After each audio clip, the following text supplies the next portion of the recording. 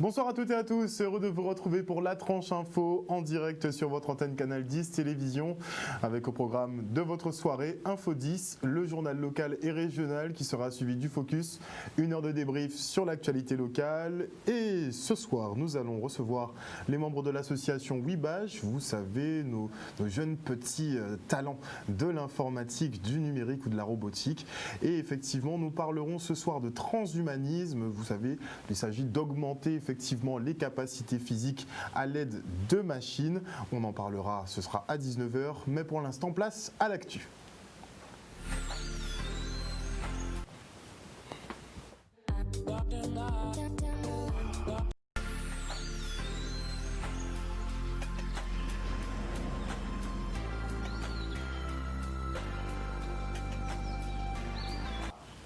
Nous sommes le mardi 12 janvier 2021 et voici les titres de ce journal.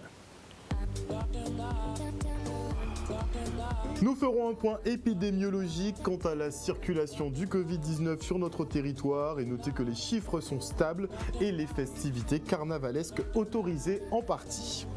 Puis nous reviendrons sur les funérailles de Claude Jean-Pierre ADS, cet homme qui est décédé suite à un contrôle de gendarmerie et sa famille demande à ce que la lumière soit faite sur cette affaire. Et en fin d'édition, nous parlerons de l'hommage rendu à Amédée Fangarol, instituteur et politicien guadeloupéen à l'origine de la création du Parti communiste sur l'île. Et pour continuer effectivement de lancer cet avis de recherche, puisque disparue depuis 2 mois maintenant, Madame Antoinette Griffard n'a toujours pas été retrouvée. Si vous avez une quelconque information, si vous la voyez, si vous l'apercevez, n'hésitez pas à composer le 05 90 68 90 90.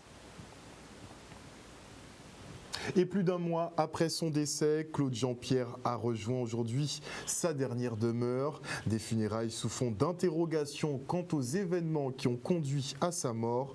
Le reportage de Michel Depape.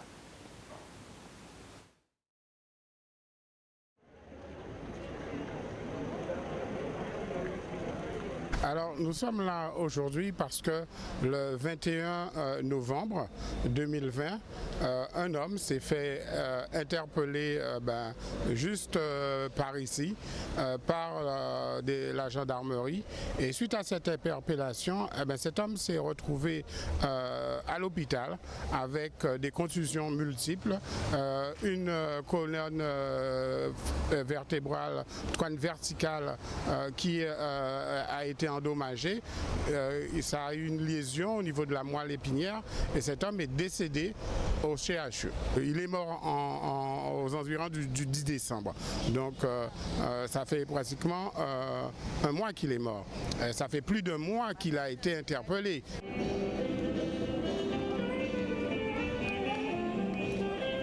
Ce n'est que récemment que la famille a pu effectivement récupérer le corps.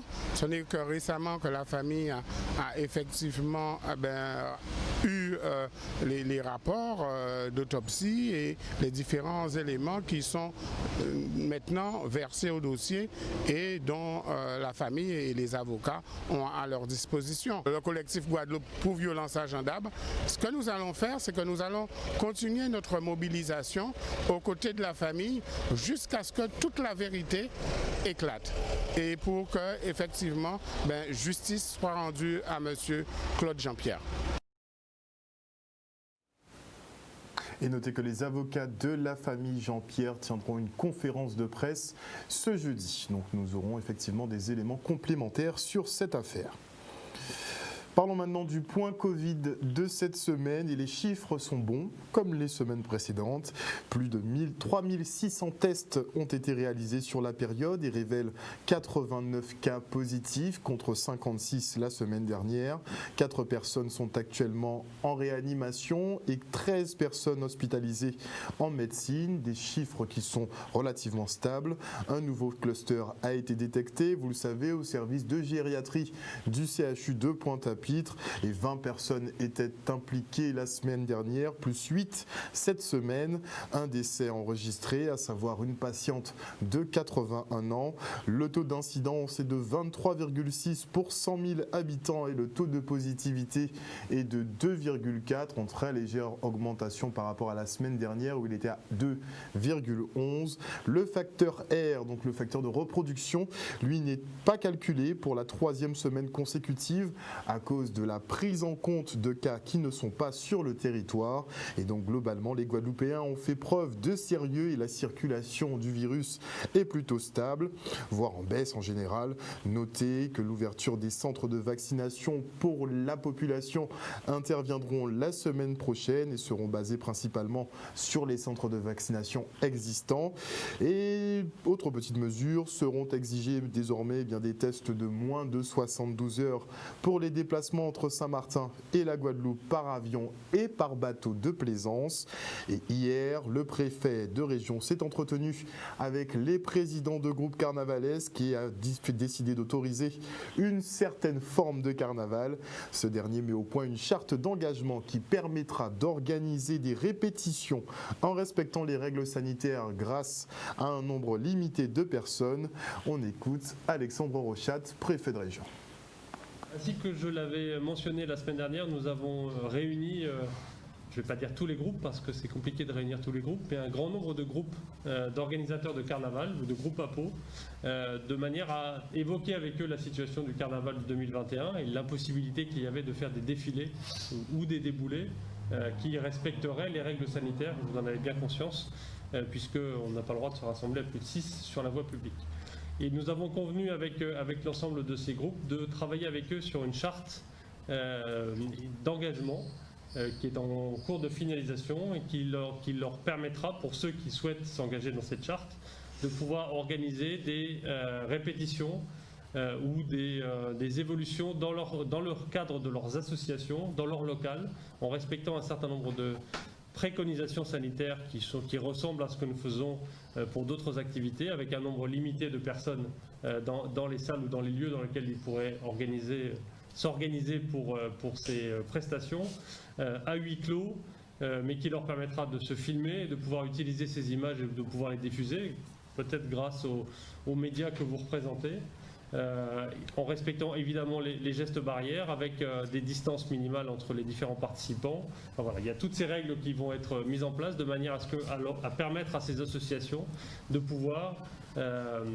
entre eux, continuer à vivre leur tradition et continuer à œuvrer ensemble sur le sujet du carnaval, mais en évitant et en ne faisant pas de déboulés et de défilés cette année, puisque pour 2021, ces prestations ne sont pas possibles. Ce qui veut donc dire que, puisqu'on va autoriser ce type d'activité, on sera évidemment très sévère sur les déboulés sauvages qui pourraient intervenir et sur les défilés sauvages qui pourraient intervenir en dehors de ce cadre, bien évidemment. Et donc je demanderai aux forces de l'ordre d'être très vigilantes sur ce sujet à compter de la signature de ce protocole. Des restrictions qui, vous l'imaginez, ne plaît pas à la quasi-totalité des groupes, puisque effectivement ils comptent de nombreux membres et les places seraient limitées à une quarantaine vraisemblablement. Et en Guadeloupe, signature de protocole ne veut pas dire application du protocole en question.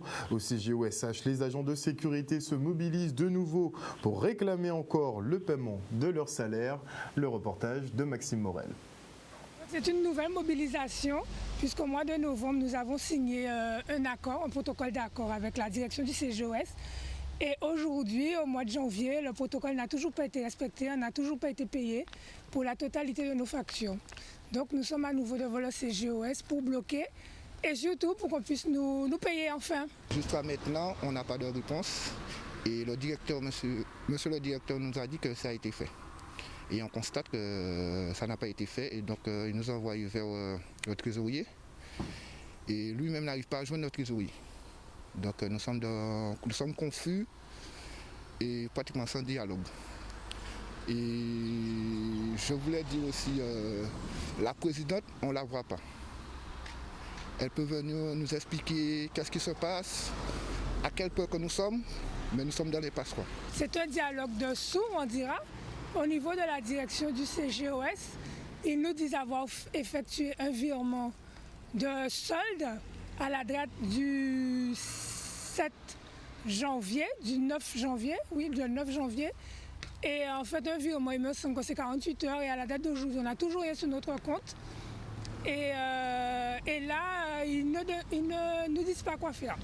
Ils nous disent, au niveau du directeur, il nous dit qu'il n'a pas la main sur les comptes, c'est-à-dire qu'il n'a pas accès aux comptes. Et c'est le trésorier qui peut lui dire pourquoi le virement n'a toujours pas été effectué.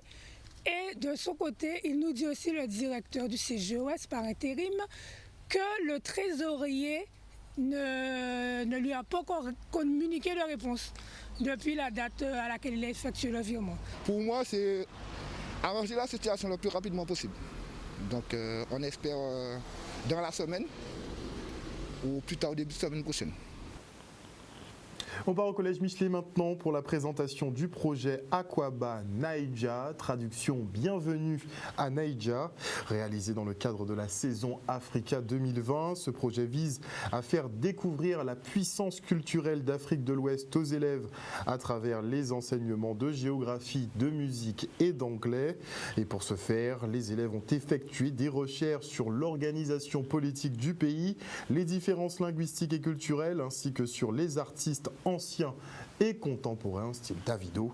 Ce matin, ils ont présenté le fruit de leur travail à la rectrice à travers des textes et des chants. Le reportage signé Stanley Manicor.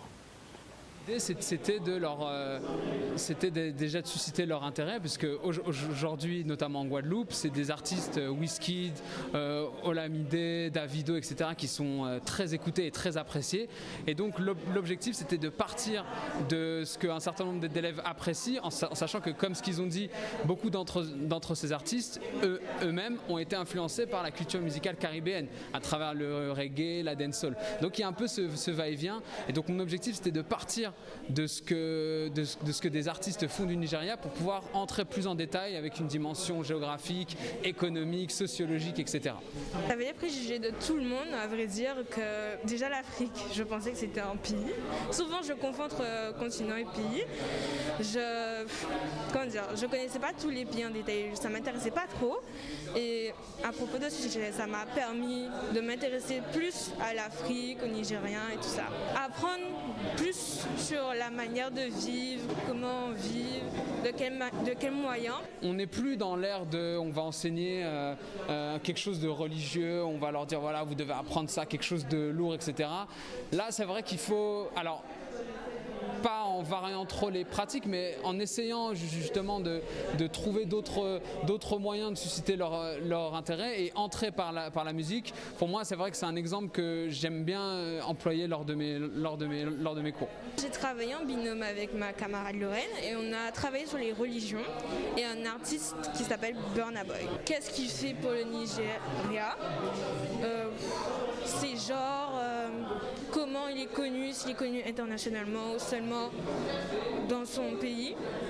Et à propos des religions, on a cherché qu'est-ce que croient les Nigériens. Et on a appris qu'il y avait beaucoup de conflits malheureusement entre les chrétiens et les musulmans. Mais dans les grandes villes, il va y avoir une harmonie. Ils sont capables de me parler des habitudes culinaires, des différences linguistiques au Nigeria, chose qui malheureusement sont méconnus, c'est-à-dire que ce qu'ont bien dit les élèves, c'est que souvent on va dire l'Afrique comme ça, on pense que c'est un pays, un truc loin, vaste, etc. Mais on a tendance à oublier qu'il y a une pluralité de culture, une pluralité de religions, de pratiques, d'habitudes et d'histoires. Et donc je reprends un peu l'idée de l'historien Philippe Mécharles qui dit qu'il faut que l'histoire de l'Afrique fasse partie de l'histoire générale. Focus maintenant sur un grand homme, Amédée Fangarol, instituteur et homme politique guadeloupéen. Influencé par les idées d'Hégésippe Légitimus, il devient par la suite adepte de la pensée marxiste avant de fonder en 1944 la Fédération communiste de Guadeloupe, aux côtés d'Égésip Ibéné, de Rosan Girard et Raphaël Félix Henry. 7 ans plus tard, il mourra probablement assassiné le jour de son élection à la tête de la mairie de Pointe-à-Pitre le 11 janvier 1951. Un hommage lui était rendu hier dans l'école qui porte son nom par son petit-fils Harry Durimel, qui a suivi ses traces et conquis la municipalité pointoise. Le reportage de Michel Depape.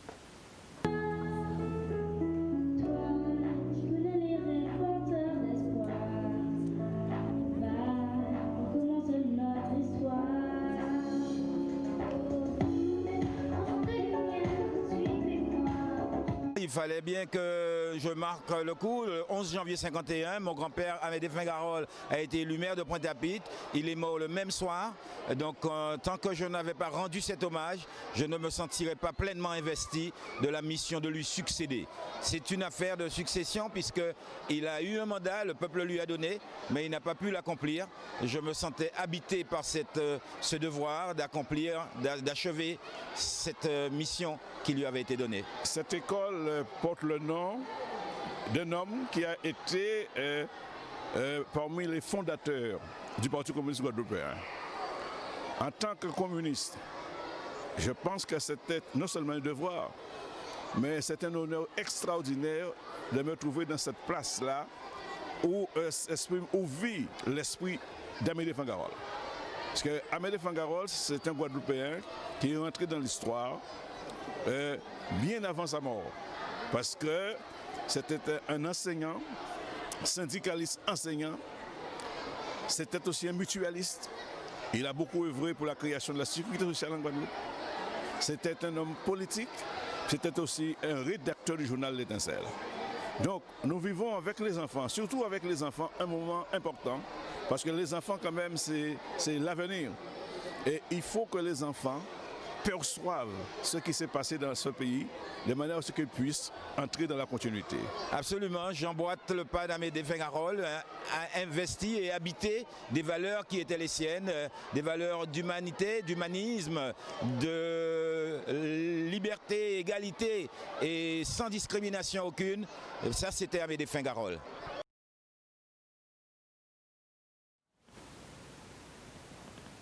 Un reportage signé Michel Terrasse.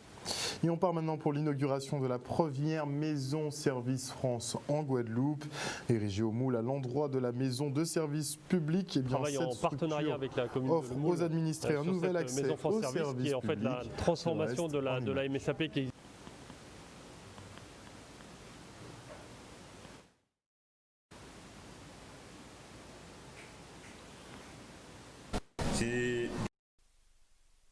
travaille en partenariat avec la commune de Le Moule sur cette maison France Service qui est en fait la transformation de la MSAP qui existait déjà et qui a vraiment beaucoup de succès vers la première structure France Service de Guadeloupe qui est une structure dans laquelle on est toujours sur le même principe d'un guichet unique avec les services publics, un accompagnement entre les collectivités, l'État et un grand nombre de partenaires en augmentant encore notre capacité et le nombre de partenaires qui peuvent répondre à ce guichet unique et ce principe de guichet unique. Aujourd'hui, c'est la concrétisation de ce nouveau concept qu'on appelle Maison France Service, puisque c'est une volonté de l'État aussi, du président de la République, de créer une maison France Service dans chaque canton.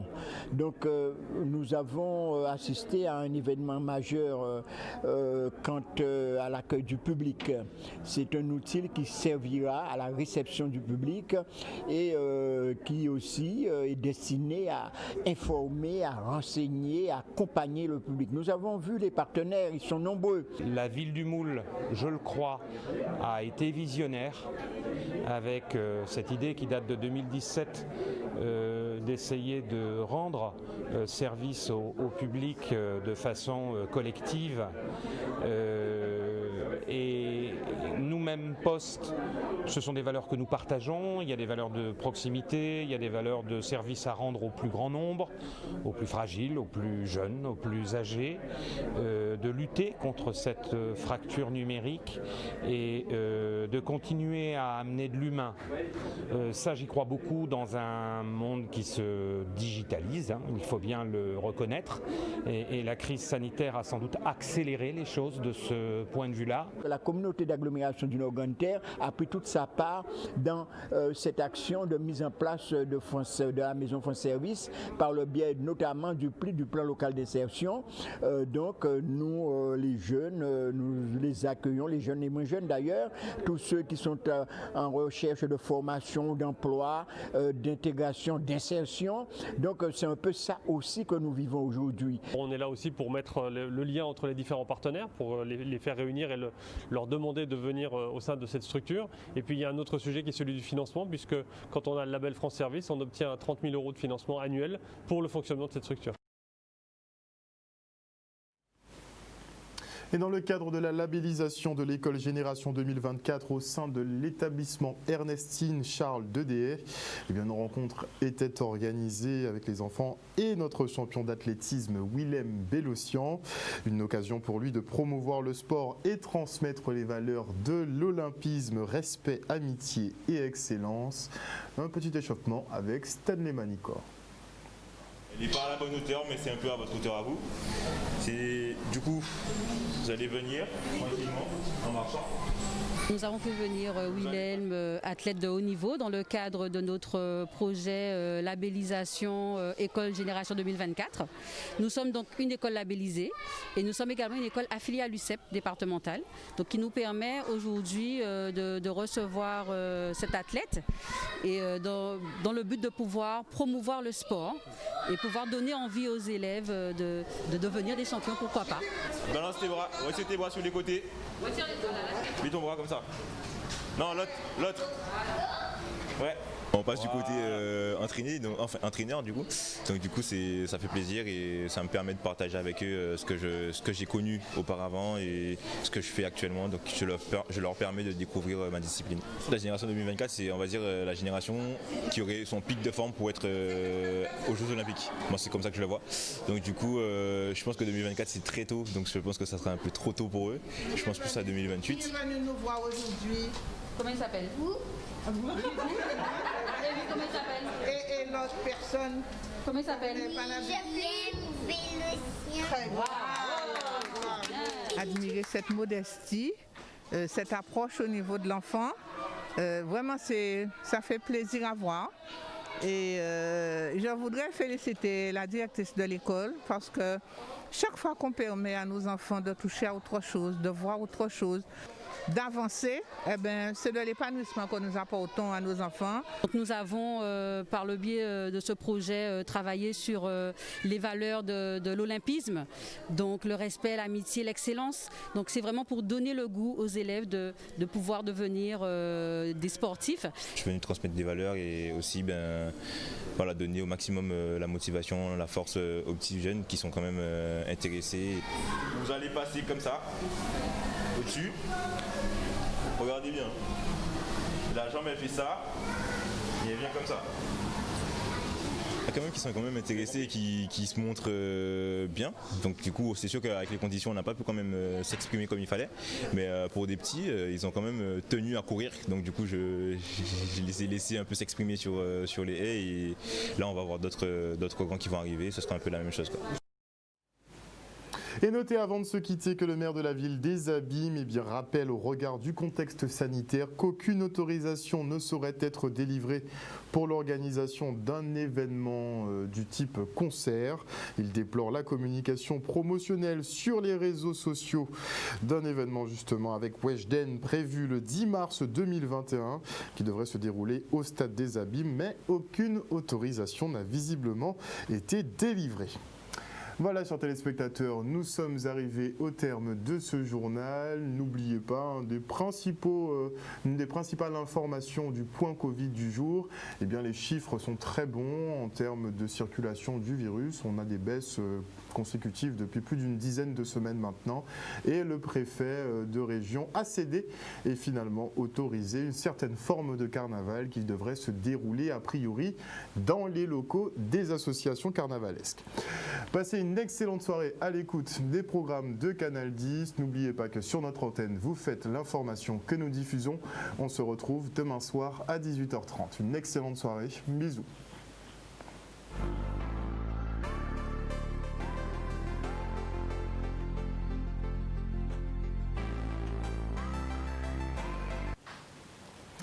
À venir dans la tranche info sur Canal 10, le focus, et nous sommes mardi, je recevrai les membres de l'association WeBash, nos experts en nouvelles technologies, et nous parlerons justement du transhumanisme. C'est un nouveau courant, enfin il n'est pas si nouveau que ça, mais c'est un courant de pensée qui vise effectivement à augmenter les capacités humaines à l'aide de machines, que ce soit au niveau du cerveau ou bien au niveau des membres. On vous présentera quelques innovations qui sont déjà en cours d'application à l'heure où l'on parle. Et avant la coupure pub, je dis bonsoir à Teddy Bamberg, bonsoir à Didier Naval, bonsoir au général Franck Abar, bonsoir à Fabien Nebo, bonsoir à OPP Krabraïb, bonsoir à Gabriel Foy, bonsoir Gabriel, j'espère que vous allez bien, bonsoir à Patrick Francius, bonsoir à Fabien Nebo, bonsoir à Marie-Hélène Borès, bonsoir à Damien Salibur, bonsoir à El Canario Valentino Cardona, bonsoir à Johanna Bon, bonsoir à Réel Anthropologue, bonsoir Monsieur Raymond Otto, j'espère que vous allez bien également, la santé pour vous. Bonsoir à Jimmy Kamagouva Aliar, à Adélaïde Luce, à Ted Tonga, à Lydia Luce, à Adriana Négresse, à Attilul Choisi, à Nawen Laura. J'ai essayé de faire le maximum. On se quitte pour une page de publicité et on se retrouve avec l'association WeBash et on parle ce soir de transhumanisme. A tout de suite.